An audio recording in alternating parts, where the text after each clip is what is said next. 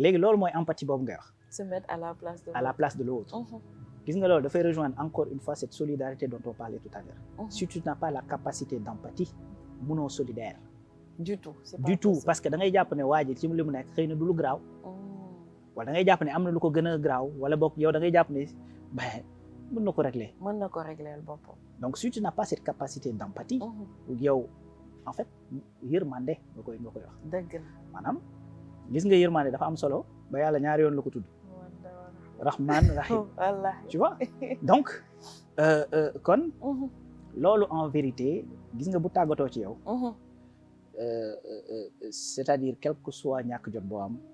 quelles que soient les difficultés de la vie quelle que soit effectivement situation boo nekk di dund c'est-à-dire tu trouveras toujours le moyen d'aider.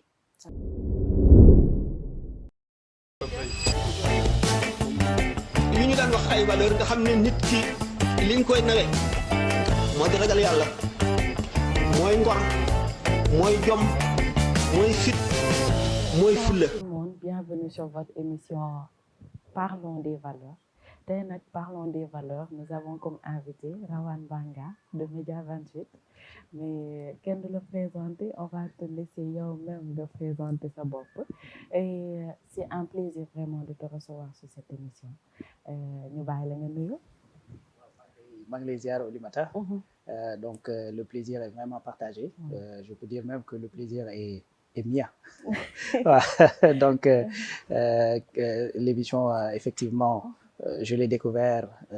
bi nga invité suma xarit Sëñ Khadim. Donc après bon je suivais nag di xool. Donc quand j'ai eu l'agréable surprise de recevoir ce appel, ben je me suis dit effectivement ku bëgg ku ko wétali ak ku voilà c'est ça. Donc mi ngi noonu. waaw absolument donc mi ngi noonu waaw ñun moom on est un peu yenn saa rek nga xaw ko regretter tuuti parce que tu te dis que ni d'autant plus que li ñu bëgg yëpp di ko dox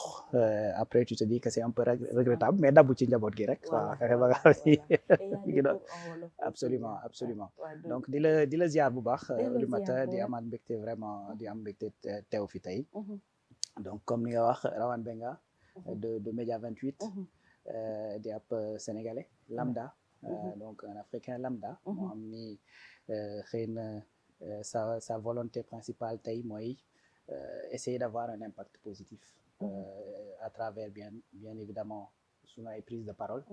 mais à travers également toutes les activités bi nga xamante ni dañ koy mener parce que il est vrai que wax ak yéene rek doyut waaw donc boo dee wax di jëf nag lu am solo la d'ailleurs sax nattukaayu dëgg waaw mooy jëf donc moo tax effectivement ci lépp li nga xamante ne dañ ci nekk loolu lañ ciy jéem a séntu fexe ba nga xamante ne à la fin de la journée boo évaluer li nga jot a wax wala li nga jot a def li nga ne ça a permis d'avoir tel impact mais positif ci dundu doomu aadama yi parce que en vérité doomu aadama nag mooy di gënal yàlla ci li mu sàkk donc boo fekkee da nga ciy jéem a góorgóorlu ci seeni mbir defoo lenn lu dul nekk ci li nga xamante ni moom la suñu borom gërëm voilà donc je crois que loolu la c'est vrai que c'est pas facile de se présenter surtout mais je sais que c'est pas facile mais ñu ñëwaat tuuti si sa cursus ce qui est li tax nga doon Rawane Banga tey lan nga jàng ci lan mooy sa ay valeur ak mais ñu commencé si cursus oui donc ci cursus bi maa ngi juddoo Thiès donc fa laa duggee école nekkoon école bu tuddoon Germaine Le Goff et que effectivement en 2004 bi nga xamante ne ñu ngi defaraat Thiès ci 44 bi en fait ci lañ démolir l'école def à la place promenade des Thiessois quelque chose d'ailleurs que boo xamante ni ça me fait toujours benn pincement au cœur parce que souvent damay wax ne xale yi nga xamante ni peut-être ñoo jaaroon ci école boobu bis bu ñu demoon ba am ñu war leen a wane comme modèle war a wane fan la ñuy jàngee ben nous qui sommes de Germaine Le Goff mënuñoo delluwaat suñu école ni ñun fii lañ tu vois donc fa laa defee primaire après jóge fa dem CM Mamadou Diaw jóge fa dem lycée Malick Sy après l'université ma nekkoon en géographie jusqu'en licence et puis ma bifurqué dem dans les multimédias donc après les multimédias commencé xam nga rek Sénégal système de bruit les moyens ne sont pas toujours voilà donc mi ngi noonu mais góorgóorlu rek góorgóorlu rek parce que luy tàmbali lu ne dafay metti waaw mu ngi noonu donc noonu la et puis de fil en aiguille donc ba ma créé une entreprise qui s'appelle Calligraphe moo xamante ni c'est dans la communication tout ce qui est création de support de communication et puis après ça a évolué jusqu'à devenir aujourd'hui Média 28 voilà di benn chaîne télé bu nga xamante ni mi ngi dans la place ñu jéem a góorgóorlu ci effectivement encore une fois impact positif boobu may wax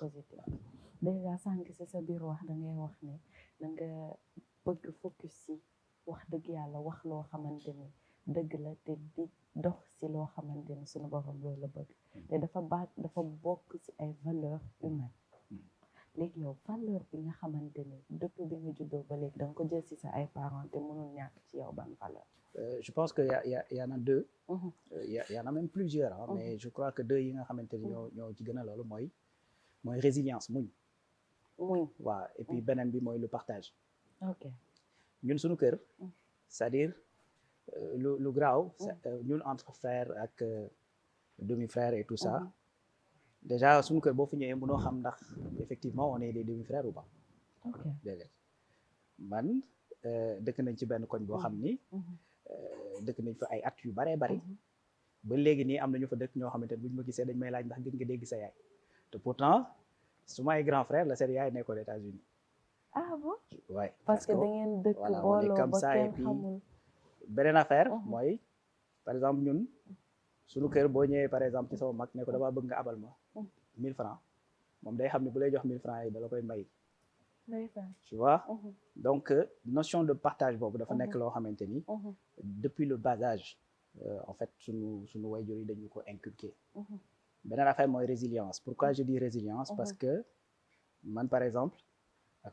samay deux grands frères ñun suñu maam la ñuy wax yaay maam bu jigéen bu jur sama papa donc mu nekkoon jàmbaar yoo xam ni vraiment à l'époque c'était pas évident xam nga Sénégal sax waaw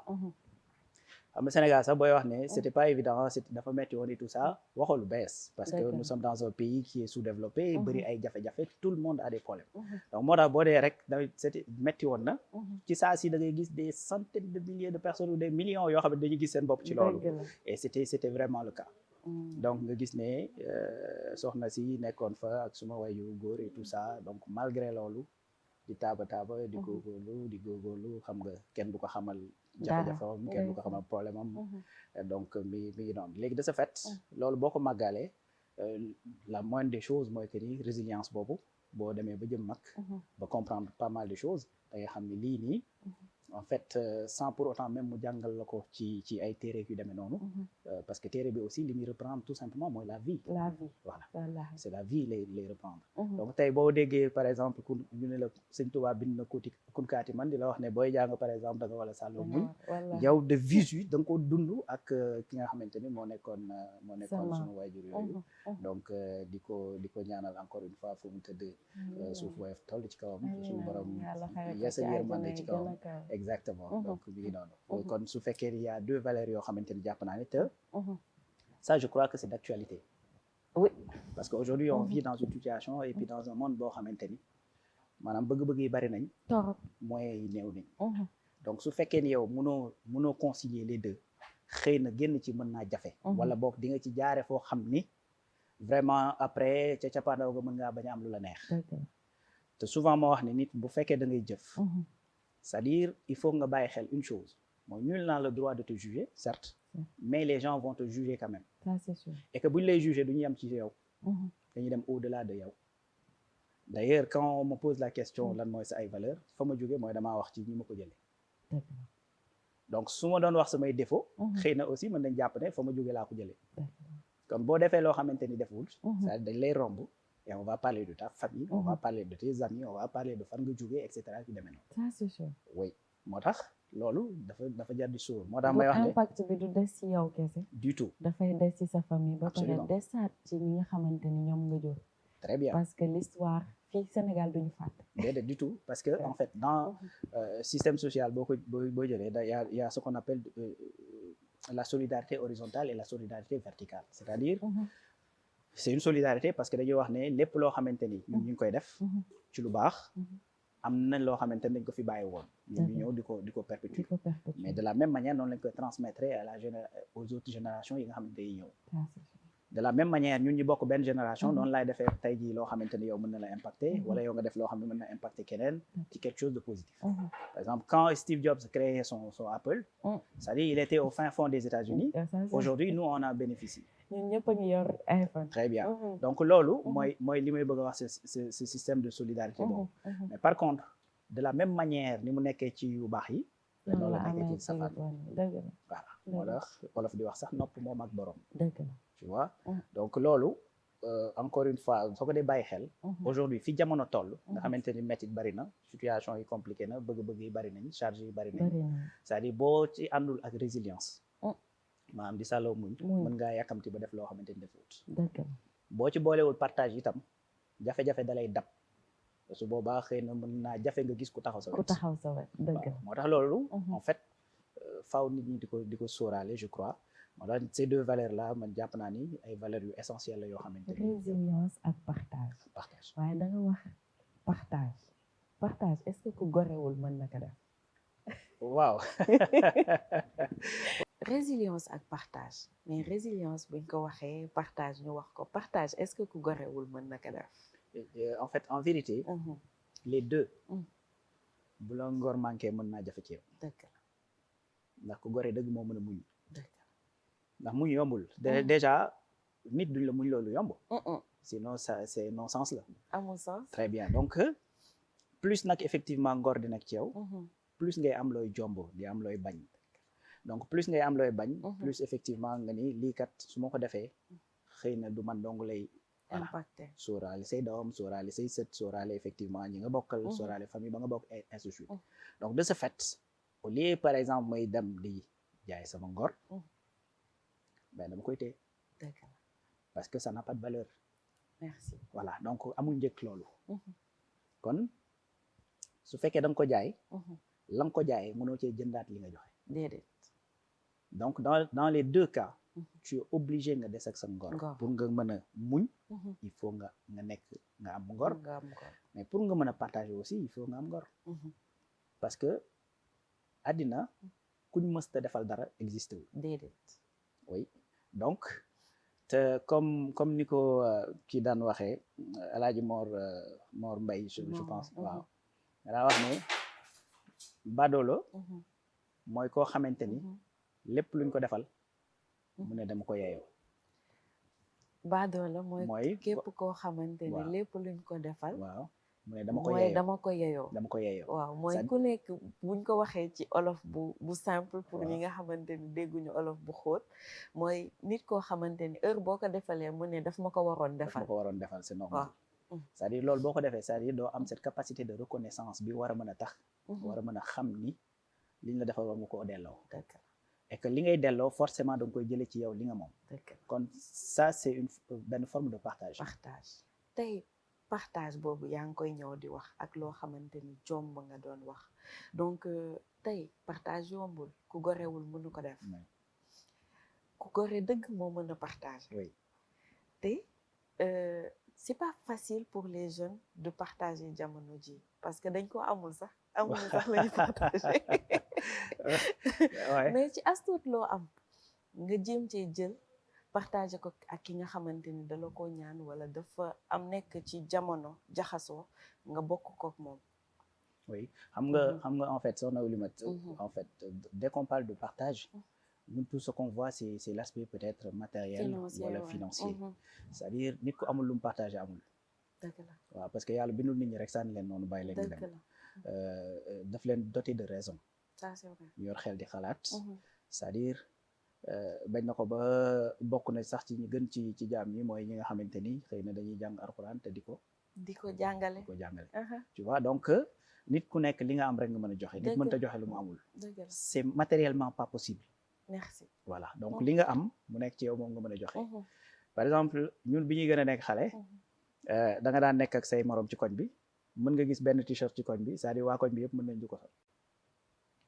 da ngay am sa xarit bi tey boo dee génn ci kii moo lay jox tubéy kële moo lay jox yére des fois kee moo lay jox dàll ainsi de suite parce que loolu lañu oui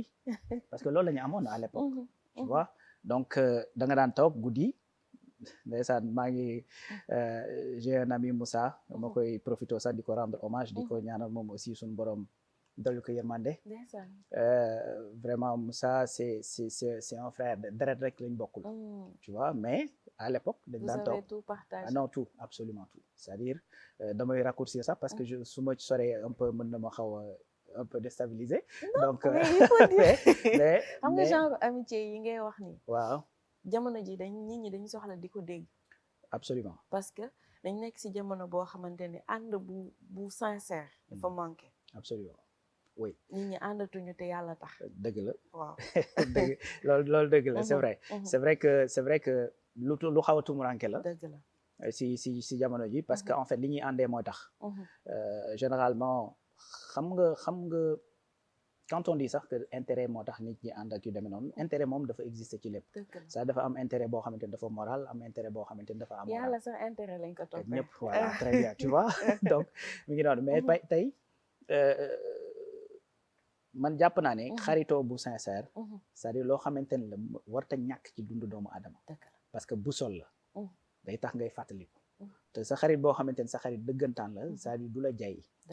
bu fekkee da nga nekk dans une situation boo xamante ni xëy na yow nekkoo ci dëgg peut-être ñi la wër mën naa am ni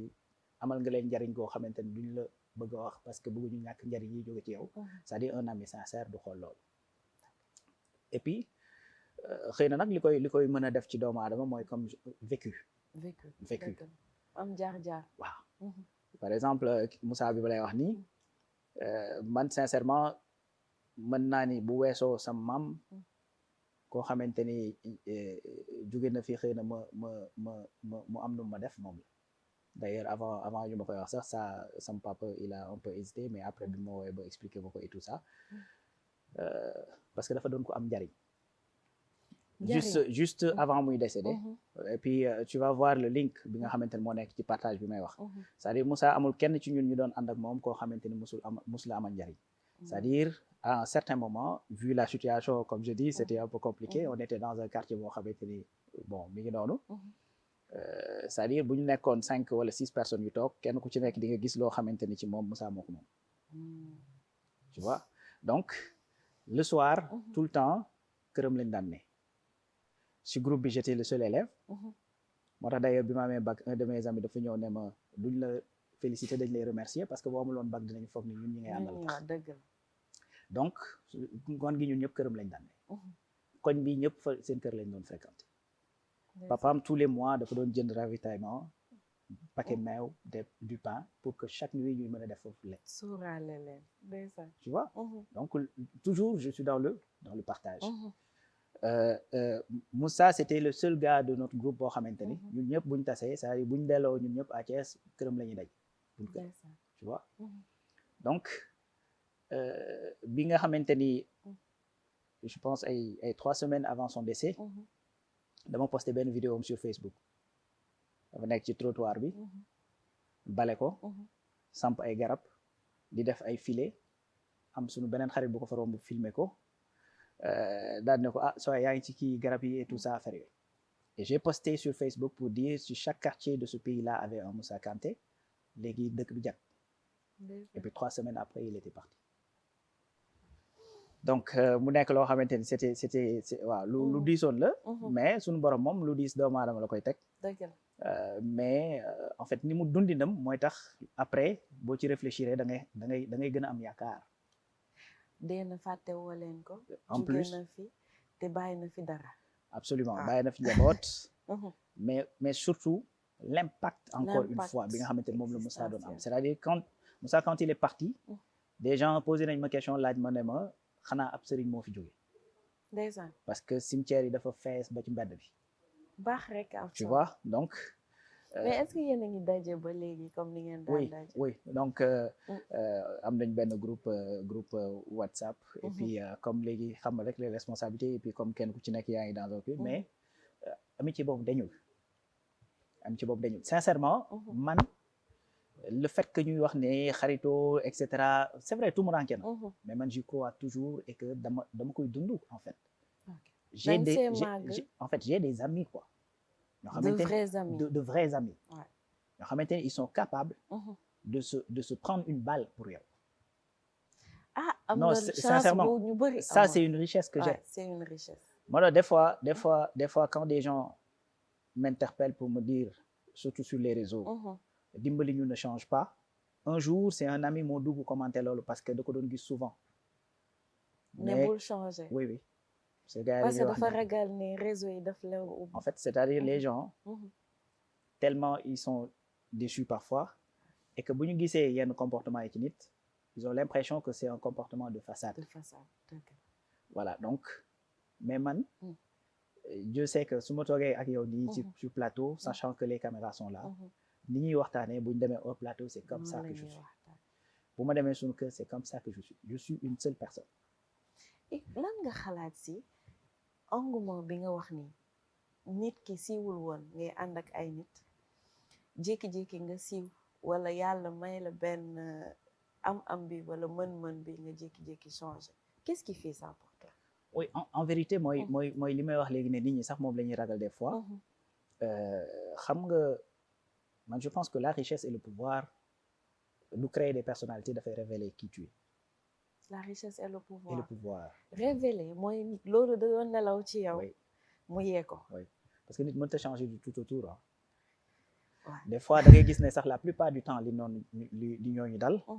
boo waxtaanee ku leen jege. naan en vérité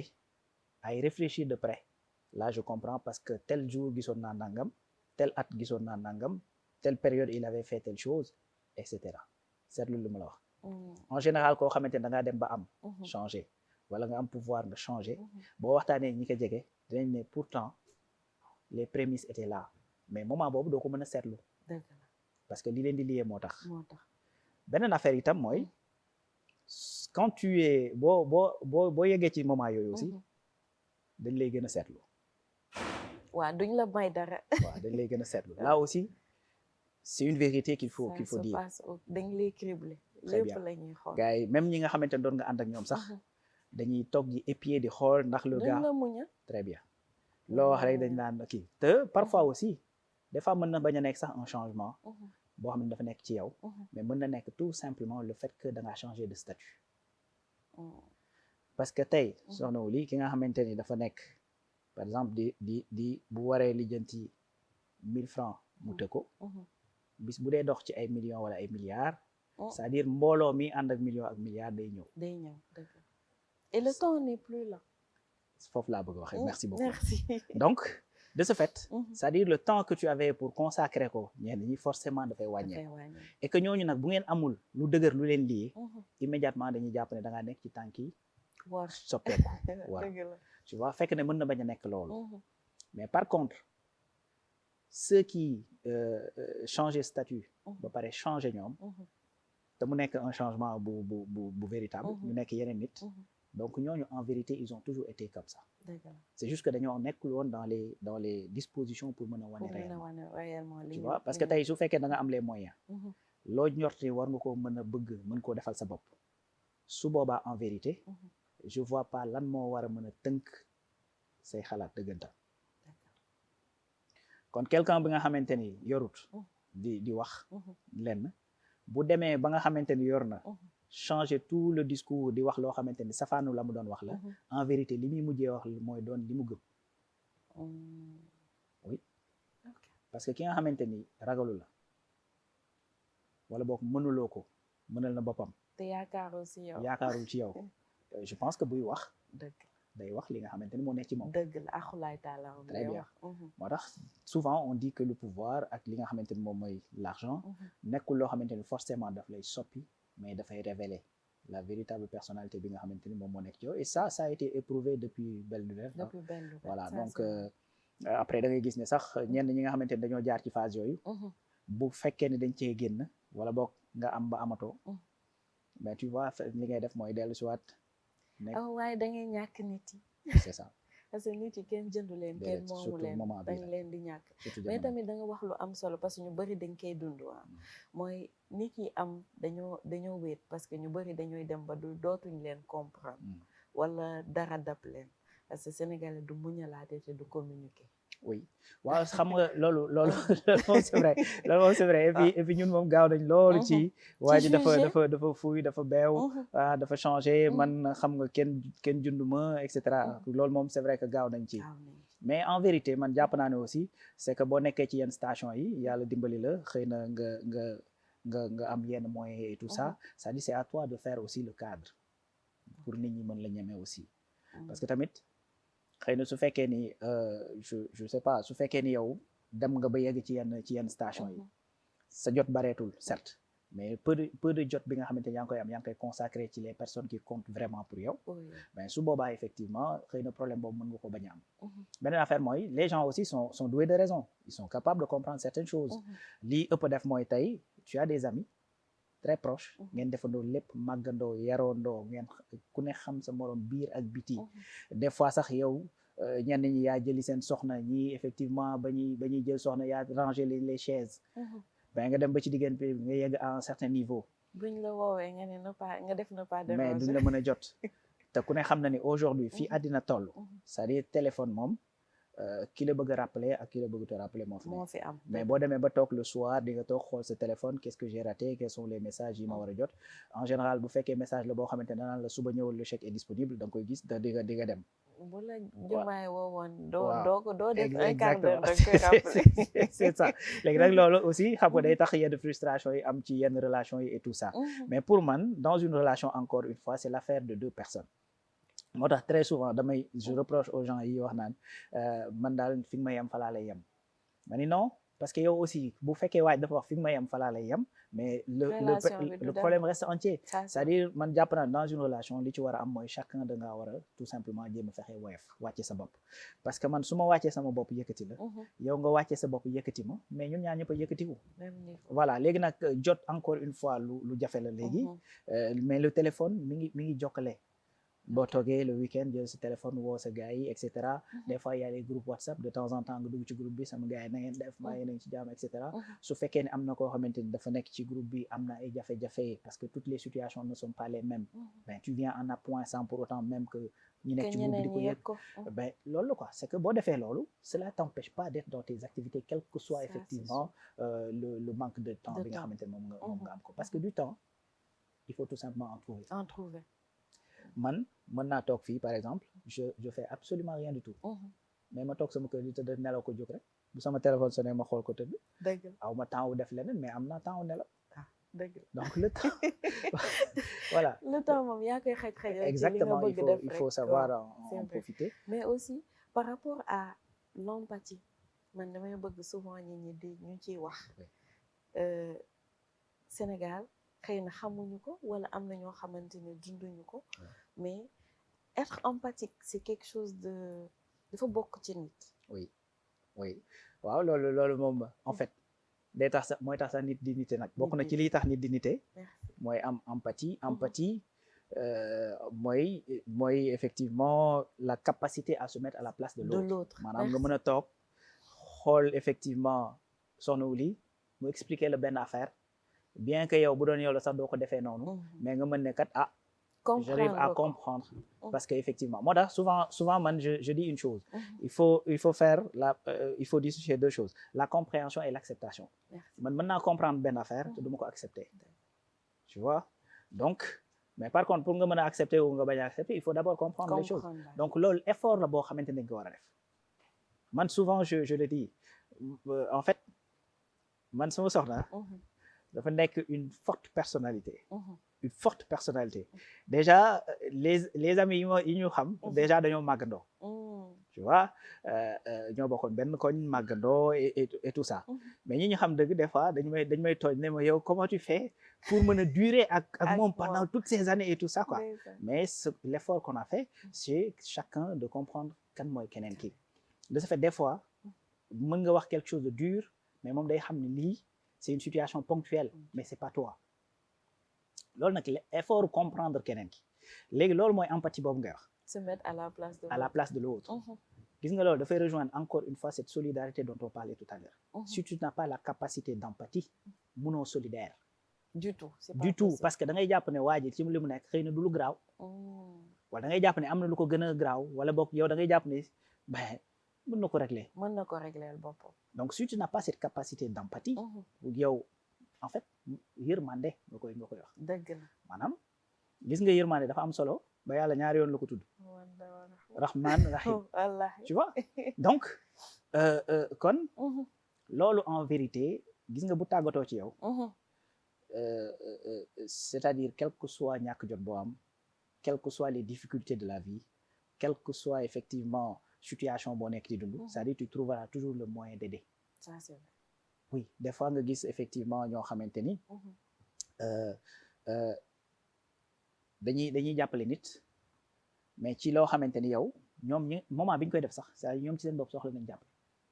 mais encore une fois nit ci li nga yor rek nga mën a joxe c'est-à-dire tu as un petit bout de pain ci loolu nga mën a maye. tu vois. ci sa écoute. oui ci sa écoute en plus. en plus. parce que des fois nit ñi ku leen déglu rek lañ sax. en vérité xam nga. c'est gis nga yi ngay wax nii quand tu fais de la relation client. voilà les valeurs yi nga xamante ne moom la ñuy jéem a inculquer ci yow. dëgg la. et la relation client mooy lan mooy fexe ba nga xamante ni yow entreprise bi nga yor wala activité bi nga yor wala li nga xamante ne moom nga yor di ko jaay wala war ci liggéey fi demee noonu fexe ba nga xamante nit bu ñëwee di nga mën a comprendre lan mooy besoin et cette compréhension du besoin c'est-à-dire ça passe par l'écoute. et écoute boobu dafa am beneen li ci biir mooy ce qu'on appelle l'écoute active. maanaam nit nga bañ koo déglu pour. déglu ko rek waaw. parce que am na ñoo xam ne dañ lay déglu pour après tontu pour werante. am na ñoo xam ne dañ lay déglu pour comprendre la. merci. tu vois léegi nag su fekkee da ngaa déglu pour comprendre nit ki. c'est-à-dire loolu moo lay mën a permettre tey bu waxee ba daaneel nga mën a xam niveau de détresse bi nit ki nekk ci njaqare gi mu ne fan la toll. et puis nga mën koo indil ay réponses kéem tolluwaay la nga mën. on te dit pas de résoudre les problèmes. non du tout. yàlla mi mën a faj soxla yëpp sax faju. te on n'est pas psychiatre ni psychologue. absolument. merci. tu vois donc su boobaa aider du mieux que tu peux. maanaam li nga mën ci wax nga wax ko bu dee loo mën a faj léegi nga jóg faj ko. bu dee kooku mën a booleel mu jóg faj ko nga boole kooku ko jóg faj. d'ailleurs même diine loolu la wax dañu la tey boo gisee loo xamante ni baaxul wala lu defuwul. wala lu ñu war a régler. da nga koy jóg faj ko boo ko mënta faj nga woo ko mën a faj. boo gisul ko mën a faj nga wax ko ba ñëpp dégg ko bu fajuwul nga naqarlu ko soxal. voilà. tu vois. mais même des fois l'écoute rek. oui parce que la personne a besoin de sortir ce qu'il a à l'intérieur. c'est ça nga déglu ko. rek am na lu mu def ci moom. waaw effectivement xam nga ñun aussi jàpp naa ne aussi tamit. c'est que culturellement parlant aussi. ñun jafe-jafe boobu xaw nañ ko am. dëgg. waaw jafe-jafe boobu xaw nañ ko am. parce que ni ñuy yaree déjà tey. góor amoo droit jooy. amoo droit di tout le temps di wax say. góor du jooy waaw tu vois góor tu vois donc am na liggéey yoo xamante ni voilà am na liggéey yoo xamante ni góor du ko def. ainsi de suite man en fait am na suma benn kii boo xam ne sama maam ndeysaan bi muy dund. dafa am sa benn xale mu ñëw da ko daan tooñ naan ko sama chéri affaire yooyu. benn jour mu ñëw fekk ko muy raxas ndab. mu ne yow da ngay raxas ndab yow fase naa la. mais après lu gars mais daf ko def problème léegi mujj gi muy indi problème seen waa kër ne moom dootu ko laalati ci kër àdduna tu vois. te pourtant extérieur ñëppay raxas. ah ben oui boo génnoon fii léegi moom di wax loolu c'est-à-dire ba mu màggee ba tukki da doon raxas di togg. tu vois donc mi ngi doon maintenant loolu aussi je pense que c'est culturel c'est-à-dire ñun dañuy yar ci stoïcisme. waaw il faut quel que soit alpha que tu sois digne il faut nga muñ tey da ngay jël sa doom. maye ko ne ay xam laa laaj. dëgg la voilà donc bu ñëwee sax bu expliquer da nga koy déglu ba mu daaneel nga ne ko dellu sa kër jëkkër ta nga toog te muñ.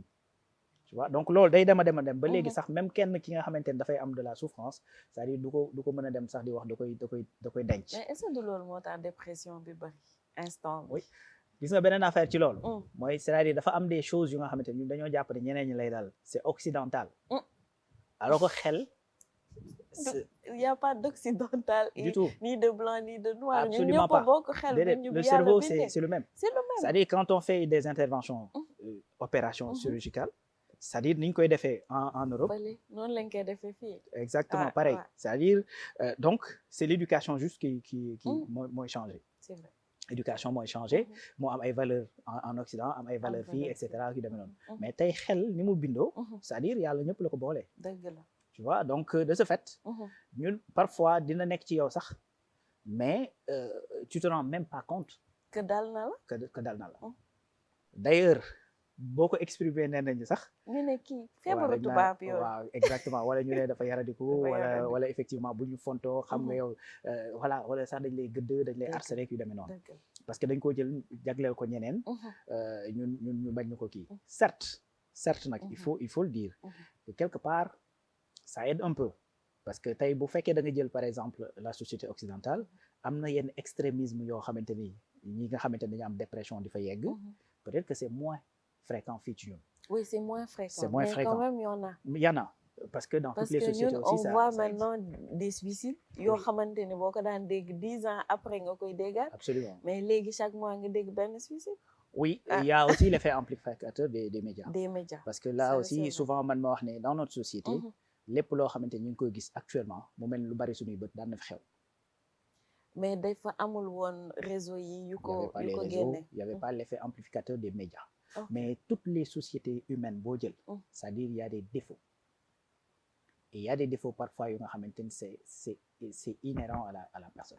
d'ailleurs boo xoolee ci société occidentale il y a deux théories yoo xamante ni ñoom ñooy faire face. mooy effectivement Hobbes. ak Jean-Jacques Rousseau. le contrat social. c'est-à-dire kii dafa ne l'homme est naturellement bon. c'est la société moo koy rendre méchant. mooy tax mu finalement muy soxor. waaw. que ne nit naturellement dafa soxor mais c'est l'éducation mooy tax dootul nekk nit ku soxor. mais dans les deux cas ils sont d'accord. ak coxor ñu ci doomu aadama. yow ci ban nga d'accord. man je dis que la personne est mitigée. l'homme est mitigé. l'homme est mitigé. oui c'est les deux. d'ailleurs yàlla ci boppam moo wax ni dama leen sàkk ak ay défauts. dëgg la ak ay défauts. donc ça veut dire qu'il y a autre chose. Il y a autre chose. Voilà, il y a des qualités. Tu vois, donc yàlla moo ñu sàkk def ñu des gens des êtres mitigés. ñoo xamante ne dañoo am lu baax ci ñun. mais am également safaan ci ñun. looloo tax nit di dox bañ ne kii seytaane dëgg la te saxul béjjën. waaw amul genn. solul yu rouge. amul voilà tu vois parce que jikko bi mooy feeñ. dëgg la noonu la nit di doxee di dox ba ñuy diw de ay jikko yi yonente nekk ci moom wala jikko yàlla nekk ci moom xam nga waa ji de waliw la wala xutbu la wala effectivement ki yàllay kese la et cetera y en a même qui vont jusqu'à beaucoup plus loin ci tasawuf on va pas rentrer peut-être ci yooyu mais qui vont jusqu'à plus loin pour effectivement di wax ñenn ñi nga xamante ne dañoo jikkoo yenn jikko yi sax voilà di wax ne ay yàlla kese la ñu demee noonu tu vois donc parce que yàlla moo def loolu ci doomu aadama cette capacité à se transcender pour yéeg ba yegg ci yenn niveau yi ci baax. donc lépp liggéey ci sa bopp la. c'est ça c'est-à-dire l'éducation d'abord. l'éducation de base. de base. ok si l'éducation de base elle est ratée par exemple. ben c'est-à-dire après joyanti ko lu jafe-jafe lay doon. oui moo tax tey boo xoolee toute société également bien organisée. dafay def ay mécanismes de redressement. oui tey boo ñëwee nga nekk adulte. juboo buñ la téye dañ lay yóbbu maison d'arrêt et de correction. oui donc mais tey. l'éducation de base bu fekkee ne dafa réussir c'est-à-dire lu bari mën nga cee mucc. dëgg la parce que nit lii ñëw suba xamu ko. déedéet. donc li mu am rek mooy yaakaar. suba moom yëfu yàlla la. très bien mais yàlla comme de la doué de raison mais également jox la responsabilité. looloo tax tey suñu borom mën na fay wala di xarab. dëgg la sinon kon ku mu xarab mën nga ne ko je n'ai aucune responsabilité dans ça. yow yaa ko def. mais daf laa doté de raison. de raison et de responsabilité jox la responsabilité. léegi loolu moo lay mën a permettre chaque jour nga gis ne également ay nit ñi ngi tëdd di yeewu. kon il faut que je me prépare demain comme xaw ma lan la. mais naa def li ma war. pour que demain bu yëfi ñëwee. coïncider ak man la ma waroon def ma xam ne la ma waroon def naa ko. su coïncider wul également ma xam ni je suis quitte avec ma conscience dogal moo tàbbi mais la ma waroon def naa ko. et dans ce sens. le parent yi am responsabilité boo xamante ni souvent buñ lay jàng dañ naan la yàlla dana la wax. njaboot ga ma la dénkoon noo ko sàmmee. tu vois donc cette responsabilité bi nga xamante dafa incomber aux parents. ça dafa am fu muy démarrer. fa muy démarrer mooy dès le bas âge. moo tax dañ lay wax dans l'éducation d'une personne. il y a 3 phases. dafa am effectivement bi nga nekkee xale. généralement dañuy wax de 0 à 7 ans. de 0 à 7 ans. de 0 à 7 ans. Wolof day wax ne xale de 0 à 7 ans. soo ko defee buur soo ko deful buur. buur teg la loxo. soo ko deful buur buur teg la loxo c'est-à-dire tu maltraites un enfant kaso nga jëm. dëgg la. donc moment boobu c'est-à-dire li nga ko war a def da nga ko war a éduquer parce que benn affaire bi nga xamante ni ñun souvent daf ñuy rëcc mooy dañuy am cette manie di xalaat ne xaleel la xamul dara alors que xale la capacité de rétention bi mu am ñun ñuy mag tawar ko amuñu ko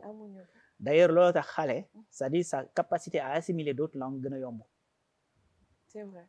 tu vois des enfants yoo xamante ni fii la ñuy juddoo des fois on te pose la question ndax kii fan la juddoo man mon fils aîné nit laaj posé na ma question ne ma fan la juddoo alors que Abbas Ndao fii la juddoo français rek lay làkk il parle français il parle anglais machallah tu vois donc te pourtant fii la juddoo en vérité donc seen li ñuy jàpp mënoo ko sax soupçonné loolu tax tey Omar Pène di la wax ne xale du def lu mu laal nga ni bàyyi li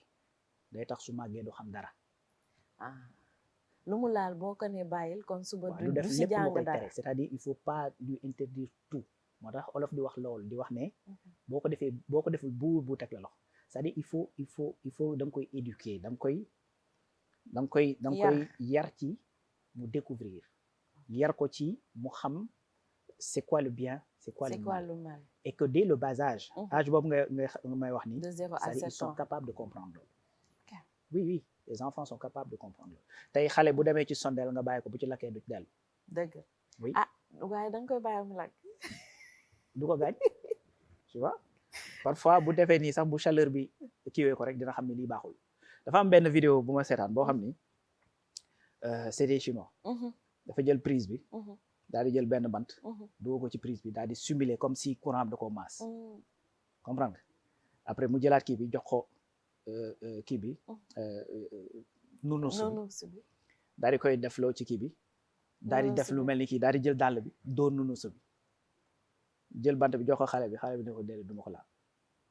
mu forcé ko pour jox ko bant bi xale bi ne ko du ma ko laal te pourtant xale la boo xamante ne day raam mu am beneen kii boo xamante ni beneen expérience ça dañ teg une table boo xamante ni dañ ci def un dessin tu as l'impression que vide la mais c'est une table donc ñu ne yaay bi dama nga taxaw fële bu xale bi ñëwee ba ci vide bi defal grimace sa kanam comme si tu as peur comme da nga tiit mais quand l'enfant te xale buy raam laa la wax boo xamante ne amagul 1 an bi xale bi ñëwee bay jege vide bi yaay ji defee ci kanam gi mel dafa tiit xale bi dafa taxaw demul donc yaay ji tàllal ko ay loxo mu taxaw ñu renouveler l'expérience defaat fa effectivement la même photo léegi cette fois-ci ñu ne yaay ji defal sa kanam expression comme quoi que ni tu es contente mu taxaw daal def kanam gi comme dafa contente mais bi mu tàllee loxo xale bi dafa traverser vide bi parce que yaayam lay sox absolument et puis cette capacité de comprendre li nga xamante ni mooy feeñ ci kanam yaay te kooku amagul 1 an donc imaginez ki am 3 ans am 4 ans am 5 ans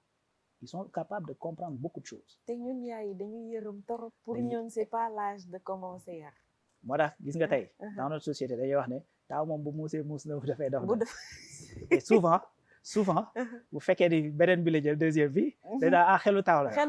yor parce que effectivement ci moment wu taaw doo am expérience pour mën a yar sa doom généralement ñi ci topp ñooy gën a espiègle ñooy gën a débrouillard ñooy gën a et cetera doo leen yërëm sax c'est ça tu vois donc âge boobu loolu mooy kii bi et comment il faut faire mooy jege sa doom di waxtaan ak moom di échanger s'il te pose 50 000 questions essaie de répondre aux questions mais répondre ko wax ka li nga xamante ni moo am loo ci xamul nekk xaw ma ko et va chercher la réponse et donne-lui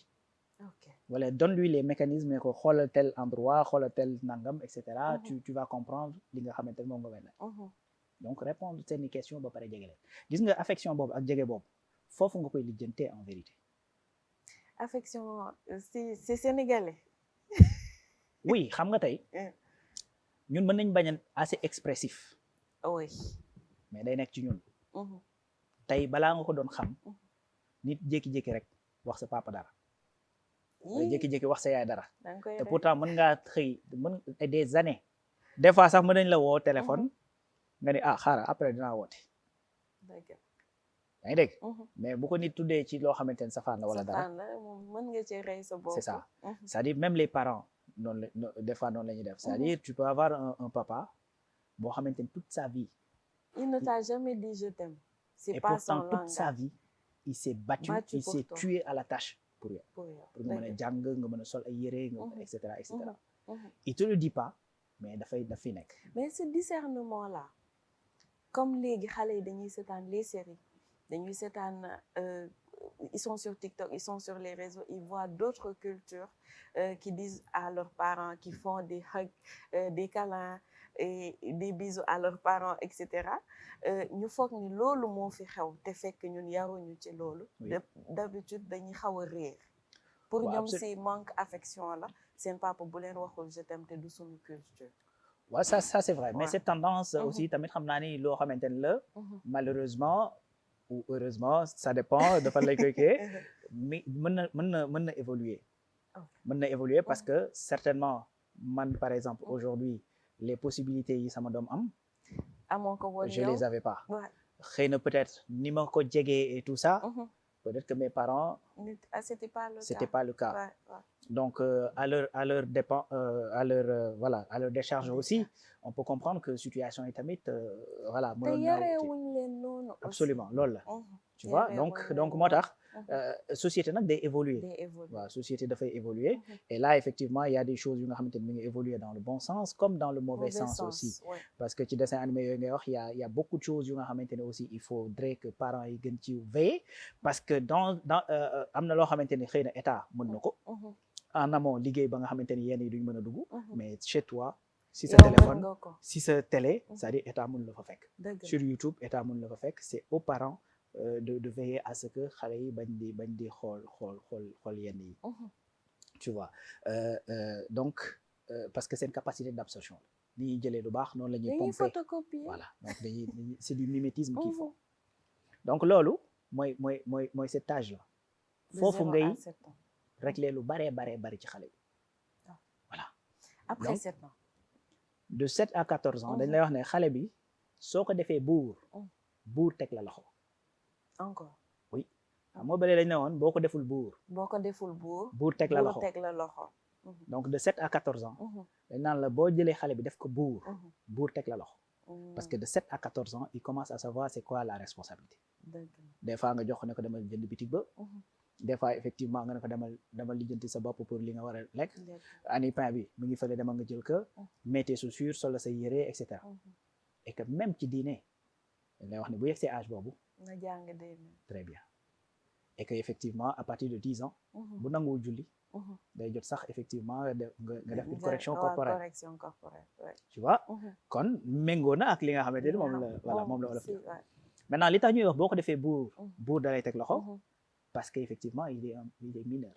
l'enfant est mineur oui donc tey bu fekkee dafa dem def ay njombeem ci àll bi suñ ko woowee dañuy jëli ay wajur parce que ñoo nekk sous sa responsabilité kon moment boobu ci ngay nag taxaw ak sa doom avec fermeté nga teg ko effectivement ci axe yi nga xamante moom nga ko war a teg d'ailleurs moment yooyu boo seetloo sax ñenn ñi nga xamante ne dañu am benn éducation bu xaw stricte bi moment yooyu ngay fàttaliku ne tes parents étaient extrêmement stricts et que booy wax des fois naan du ma màggee laa comprendre lan moo tax c'est-à-dire fait boo delloo da ngay gis ne c'est pendant cette période waaw duñu lésigner si éducation voilà donc duñ la voilà donc duñ la yërëm moom exactement parce que moment boobu ci ngay adolescence la tamit adolescence dafa metti si absolument c'est extrêmement compliqué c'est extrêmement compliqué déjà bu dee góor nga yaram baa ngi commencé transformer wu bu dee jigéen la également elle commence à se transformer les idées ñu commencé di màgg di voilà di dem ci yeneen même effectivement si tu vois li nga xamante ni peut-être Freud c'est pas forcément la référence bi nga xamante ne dañ ko kii mais phase yi nga xamante ne moom lay wax ci nit di màggee moment boobu c'est des moments qui sont extrêmement compliqués très délicats oui parce que ci ngay def sa transition bu dee góor nga xam ne góor nga bu dee jigéen nga xam ne jigéen nga boo ko ratee xëy na mën ngaa doon leneen loo xamante ne aujourd'hui dans nos sociétés là tu vois et c'est malheureux c'est extrêmement compliqué donc mi ngi noonu maintenant loolu également moment boobu nag nga war a effectivement dem ci yëf yi avec fermeté et que à partir de âge boobu si effectivement dafa commencer dugg âge de la majorité foofu nag dañ lay wax ne boo ko defee buur teg ko loxo boo ko defee buur teg ko loxo parce que c'est à partir de 15 ans aujourd'hui dans nos textes sax l'âge de la majorité effectivement c'est 18 ou 21 ans 21 ans tu vois donc mais par contre su fekkee ne ñun ci suñu ay société moment boobu yaa ngi nekk ak waxambaane tu vois yaa ngi nekk koo xamante ni commencé nañ di la jox ay responsabilités et là effectivement tu deviens responsable de tes actes oui mais taxul sa ay parents génn ci sa acte parce que boo bonee ñu ne ñoo la yarul woon boo baaxee ñu ne ñoom moo tax nag ñuy wax ne boo ko defee buur teg ko loxo voilà donc moment boobu li ngay mën yow déjà sax boo xoolee ci ñu bari ci ñun moment bi nga xamante ne ñi ngi màgg bay toll yenn âge yi parents yi ñi ngi jël âge et tout ça donc foofu li ñuy mën mooy di la woo di waxtaan ak yow di la yedd di la wax dëgg voilà quel que soit effectivement li nga xamante ni moom nga am ci niveau social ñu mën la di taaj di la wax dëgg quelle que soit la responsabilité bi nga xamante ni moom nga am dans la famille ñu mën di la taaj di la wax dëgg su fekkee da nga nekk en di dévier ñu mën la woo taaj la ne la sa way yoon wi nga jël du boobu duñu xool li nga am duñu xool li nga mënal famille bi dañuy xool li nga xamante ni mooy ëllëg bis boo fi jógee parce que en vérité quelle que soit la longueur de notre vie dañ fiy jógee et que l'autre vie elle est éternelle ça finit pas te li nga jëf fii rek loolu ngay fayee ko fële tu vois donc mooy ñaari biir ya Serigne Saliou doon wax sa biir bopp sa biir bàmmeel waaw sa biir bopp ji nag yàlla mi nga xamante ne moo la taxaleeg moom la ci warloog moom dana ko ci def sa biir bàmmeel nag loo fa deful doo fa fekk te loolu effectivement quel que soit looy daw ci kaw suuf c'est-à-dire da laa war a préparer à ça man c'est ça ma philosophie moo tax même le travail dama ko ériger en culte pour man le travail est cultuel et que effectivement Sëñ Tuubaa également loolu la réussir un peu ci njaboot un peu xam nga loolu la réussir ci njabootam mooy dem ba nga xamante ni doo def ci sa bopp damay liggéey jaamu ji yàlla mais bu may liggéey ci boppam maa ngi jaamu yàlla et que leneen looy def beneen activité booy mënti def également jaamu yàlla dafa war a nekk ci biir parce que pour la simple et bonne raison que bu fekkee da ngaa julli ba pare génn ndax nit xaalisam dañ lay bindal bàkkaar wallaahi kon boo fa defee tamit lu baax dañ la fay bindal ay xasanaat dëgg la donc là en fait boo ko defee c'est-à-dire chaque parent sàllaw loolu je crois que effectivement ñu bari ci ñun mën nañoo tane waaw bu fekkee duñu gën itam danañ tane bien que nag une société boo xamante ne dafa homogène ñëpp baax loolu ça n'existe absolument nulle part parce que àddina la yàlla bindee noonu il faut l'un pour que l'autre ait de la valeur voilà donc sinon baax du am sens dëgg lan mooy message bi nga xamante ni moom ngay bàyyee ndaw ndax on est en plein crise des valeurs oui et lan mooy message bi nga leen di bàyyi peut-être première chose mooy dellu effectivement ci ñun li ñu moom parce que nit souvent damay wax ne nit du gëm boppam nit dafay xam boppam parce que gëm yàlla lañ koy def donc nit da ngay xam sa bopp nag mooy d'abord xam yow ki nga doon fan nga bokk quelles sont les valeurs yi nga xamante ne moom la sa société moom ak yan la xamante ne dañ ko importer loo xamante ne ay contre-valeurs lañ c'est-à-dire il faut faire l'effort de connaître notre histoire xam fan lañ jóge xam yan sacrifice la sa ay parents def xam parce que xëyoo cëpp waaw dafa am processus boo xamante ni moo dox ba ñëw indi la c'est-à-dire loolu je pense que c'est un effort qu'on doit faire aussi effort la boo xam ne dañ ko war a def ci suñu bopp suñu famille nucléaire mais def ko également ci suñu société c'est-à-dire loolu daf ñuy jox une plus grande fierté d'appartenir à cette société sénégalaise à cette société africaine bi nga xamante ni quel que soit alpha mën ñoo bokk feneen donc loolu mooy première chose deuxième chose mooy kon loolu daf lay aider à ce que nga yegg ci l'éveil de conscience parce que en vérité man bu ma nee am naa benn combat c'est ça c'est le combat de l'éveil des consciences l'éveil des consciences parce que boo yeewoo ci sa bopp ci sa àdduna di nga xam loo mën ak loo mënul te nangu ko c'est ça parce que nit mënoo def loo mënul déedéet voilà donc boo xamee il faut connaître tes capacités tes forces et tes faiblesses et que loolu moo lay mën a permettre nga projeté wu pour mën a xam ni man lii laa bëgg waaye lii mën naa ko ci mais autre chose bi il faut ma wuti ku ma ko àndeel ku ko mën ma ànd ak moom donc loolu pour man kenn ku ci nekk ci ñun ci loolu nga war a jaayante et que à la fin loolu li mu lay mën a permettre mooy quand tu es conscient de tes capacités tu es conscient effectivement de li nga xamante ne mooy le poids de l'histoire parce que souvent on nous fait comprendre que ñun suñu maam yi dañoo yaafu soon c'est pas vrai. mosuñoo yaa déedéet c'est-à-dire ñu joxe histoire bi la moo baaxul donc de ce fait loolu li mu ñuy mën a permettre mooy dañuy casser le mythe de ce que li may tuddee souvent cette illusion d'impuissance c'est-à-dire Sénégal voilà un pays boo xamante ne dañ ko coloniser certes voilà un pays boo xamante ne esclavage jaar na fi certes mais voilà un pays boo xamante ni xam na Lat Dior voilà un pays boo xamante ne xam na Thierno Souleymane Baal voilà un pays boo xamante ne xam na Déthié Foundiougu voilà un pays boo xamante ne xam na ki nga xamante ne mooy Maba Diakhou voilà un pays boo xam kan mooy Sëñ Touba Mame Maodo Cheikh Ibrahima Niass tu vois te ñooñu ñëpp c'est-à-dire ñii ils ont résisté de manière farouche et les armes à la main ñii ils ont résisté de manière spirituelle par l'éducation et cetera donc sëñ bi loolu la doon wax ne bu ngeen ne damay jihaad certes d'accord waaye jihaad boobu ci ragal yàlla ak ci crainte révérentielle laa koy teg ci jaamu yàlla ak ragal ko tu vois donc boo xoolee très tôt la commencé di bind ay téere yoo nga xamante ni li mu ci jublu rek mooy fexe ba ndaw ñi mën a am ay valeur donc bind 7 tonnes 500 ah oui donc tey boo jëlee Tazawudu Shubban nga jël Tazawudu Shihar c'est-à-dire ay téere la ñu nga xamante ni bii c'est pour les adolescents bii c'est pour les jeunes li mu lay ci jàngal mooy naka ngay def pour mën a am diine naka ngay def pour mën a amal njariñ ta société naka ngay def en tant que jeune ban taxawaay nga war a mën a am ci société bi ban taxawaay nga war a mën a am ci sa bopp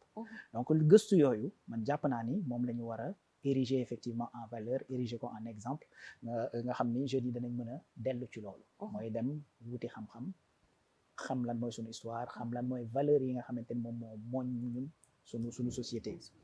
donc en plus de ça loolu li mu lay mën a permettre mooy daf lay tax nga yeewu da lay def ce qu'on appelle l'éveil de conscience mooy da nga naan tiens tax nga yeewu ba pare nite waaw parce que en fait ça va de pair ça va de pair généralement ku nite da nga yeewu dëgg la waaw donc loolu da lay permettre de faire tomber ce que j'appelle dans mon livre d'ailleurs Discours d'un Africain lambda les illusions d'impuissance parce que dañoo dem ba gëmloo ñu ne ñun am na loo xamante ni pour ñu mën def ko faaw ñu wuti ko feneen parce que ñun mënuñu ko ñun jàpp nañ ne mënuñu yor état comme il se doit parce que dañoo bëgg nguur et cetera yu demee noonu jàpp nañ ne mënuñu liggéey correctement jàpp nañ ne mënuñoo respecter heure jàpp nañ ne et cetera jàpp nañ souveraineté mënuñu koo am jàpp nañ ne mënuñoo sécuriser suñu bopp ñàkk wóolu suñu bopp très bien loolu nag li koy indi mooy ñàkk xam sa bopp ñàkk xam lan nga mën ak loo mënul donc boo xamee loo mën ak loo mënul c'est-à-dire sa confiance dafay gën a yokk donc moo tax jàpp naa ne jeunes yi actuellement loolu la ñu war a gën a xinte donc gëstu effectivement surtout les sciences aujourd'hui xam-xam soreetul technologie mi ngi fi IA bi mi ngi fi léegi nag loo mënti jël ci yooyu yëpp c'est des outils ça dépend de l'usage que tu en fais ça c'est sûr waaye dañuy am inquiétude woy IA bi am na kii réseaux sociaux et cetera tout ça c'est vrai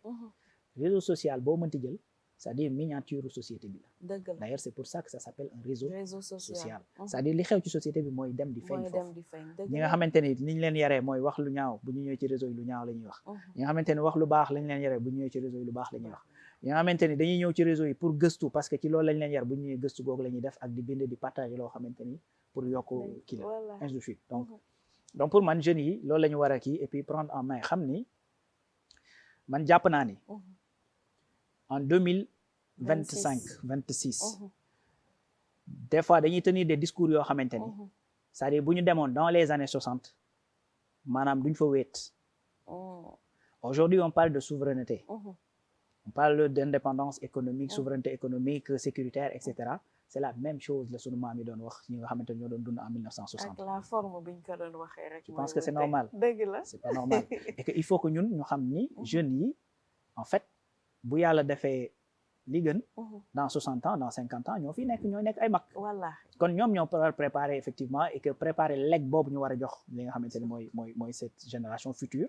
ba nga xamante ni dans 30 ans dans 50 ans c'est-à-dire les xale yi nga xamante ni ñooy dund ci jamono yooyu duñ fi nekk di mener les mêmes combats que ñun yi nga xamante ni ñoom la ñu mener et ça c'est l'affaire de la jeunesse parce que xale moo am doole te ku nekk am na wàll boo war a jouer absolument xam nga mag mën naa am xel mu rafet mu ñaw parce que day comme on dit day toog di gis lu xale gisul et cetera donc accompagnement lay def joxe xalaat pour éviter loo xale yi yenn erreur yi mais xale moo am doole pour mën a mandargaal mais xale également des fois dafay am xel am doole tu vois. ñaar yëpp lay boole. Voilà, donc cette responsabilité je pense que il faut que ñu xam ko et que également ñi nga xamante ne ñooy suñu gouvernement yi xam ni la jeunesse c'est pas un problème à gérer, c'est une opportunité à saisir. Merci. Voilà. Merci Rawane, c'était un plaisir vraiment de te recevoir. ñu bàyyi la nga joxe ce mot de la fin, mais le plaisir wax dëgg yàlla fu mu bëgg rek liñ koy wax am sama mbégte mënuma ko mesurer ndax jàng naa ci lu bëri. ndax nit moom boo toogee ki nga toogal bu la amalul njëriñ itam wax dëgg yàlla perte temps. Absolument absolument sëriñ bi da daan wax waytu leen jataay way texeet yi. Merci. waaw mooy jataay goo xamante ni da nga fay toog ba jóg fa te doo fa jëlee njëriñ doo fa jëlee yàlla ji yonanti donc loolu moom dëgg la te souvent moo wax fële sama gars yi ne leen man en fait les plateaux TV dama ko dugal ci atte boobu. wallaay waxati ko. je te garantis ça c'est une logique chez moi. moo tax bu ma toogee plateau du ma wax lu ma xamul boo ma posé question ci lu ma xamul dama lay j'aurais pas la doo ci am problème. wallaay doo ci am problème donc mi ngi noonu en tout cas le plaisir est vraiment pour moi donc amoon naa mbégte partage bi nga xamante ne def nañ ko tey. di la jaajëfal. ci effectivement liggéey bu am solo également bi ngay def. ndax une société moom sans valeur est une société en déperdition tout simplement. Voilà donc d'ailleurs tubaab yi nga xamante ne aujourd'hui ñoom la ñuy wax sax amatuñu valeur ñoo ko Rabelais le disait donc au XVIIe siècle science sans conscience n'est que ruine de l'âme. Tu vois donc ndegam sax ñi ñu taxé aujourd'hui naan amuñu valeur ñoom ñooy jéem a kii loolu à plus forte raison nous nos sociétés là moo tax liggéey bi ngay def am solo bu baax a baax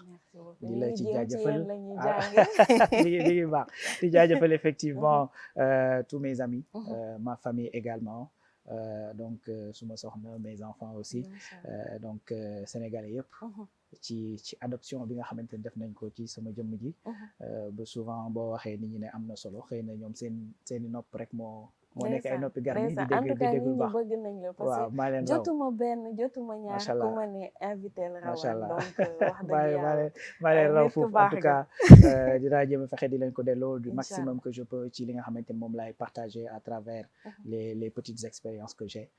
donc di jaajëfal ñëpp ñu doon suivre di jaajëfal sa fidèle internautes yi aussi di leen wax à très bientôt. Parlons des valeurs nag dafa am ñu xamante ni ñoom la àndal tey nag dafa am koo xamante ni moom ma solal muy Jamila Mbacké Jamila's Dress donc le numéro c'est le 77 944 22 82 77 944 22 82 suñu décoration bu yanji bi nag Fana's Home and Care moom moo fa jaar mu ngi fii ci Massalikul Jinaan gis nga tableau yu yanji yi nekk fii ak li senteur li ànd la li wax dëgg yàlla boo si defee huile rek bu nga bëgg sa borom kër bëgg sa kër gi xeeñ kër gi neex donc moom lañ si àndal lépp loo xamante ni soxla ngeen ko muy dem si kër muy dem si literie ak yooyu yëpp décor demal Fana's Home and Care di nga ko fa fekk incha allah et c'était votre podcast Parlons des valeurs à la prochaine fois incha allah.